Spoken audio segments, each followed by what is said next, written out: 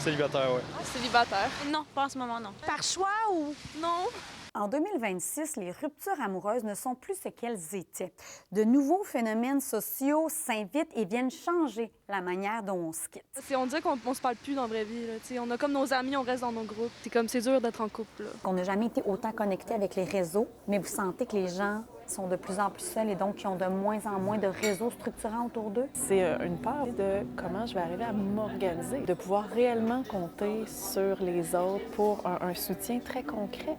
Si j'ai besoin d'être hébergée, d'être soutenue financièrement, soutenue émotionnellement. Est-ce que l'intelligence artificielle, vous l'utilisez pour régler des fois des conflits? Non, jamais.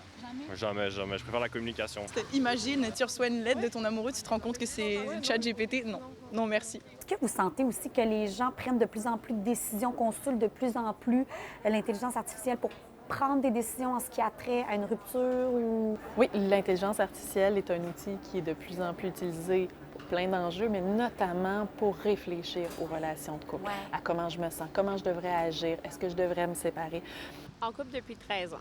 Plus grande leçon quand on est en couple, parce qu'après 13 ans... Je dirais l'écoute. On a du fun. Vous avez du plaisir.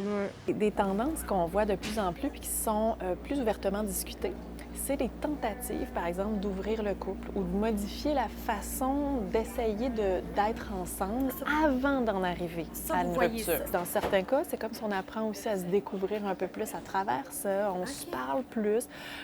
Dans d'autres cas, c'était une étape avant de se laisser. Mais il y a un autre phénomène complètement inverse. Pendant que certains se quittent sans même se dire au revoir, d'autres ne peuvent même pas envisager une fin.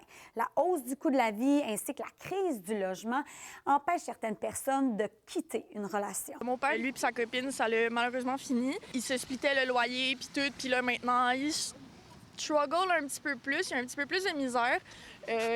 Puis c'est ça le stresse beaucoup. C'est une réalité très perceptible, on l'entend. Il y en a qui ne vont pas le nommer ou même pas en prendre conscience, mais c'est bien là. Rester avec l'autre parce qu'on a des peurs, que ce soit au niveau financier, que ce soit au niveau de comment je m'organise, c'est quoi le après. Connaissez-vous le syndrome du cœur brisé? Eh bien, la science nous apprend que les peines d'amour peuvent aussi laisser des traces physiques. Bon, ce qui déclenche ça, souvent, c'est des mauvaises nouvelles. Mettons que tu gagnes 1 million, là, Marika, aujourd'hui, je suis pas sûr que tu vas faire ça. Le décès d'un proche, l'annonce d'un cancer, tu sais, des choses plates, là. C'est que le cœur, mettons que c'est une grosse fraise. Fait que la pointe de la fraise, c'est le bout du cœur. Et le haut de la fraise, qui est la queue, c'est la base du cœur. Ce qu'on voit, c'est l'image. Alors, à l'image, on voit que la pointe du cœur, elle est comme ballonnée. À Montréal, Marie Castimard pour Nouveau Info.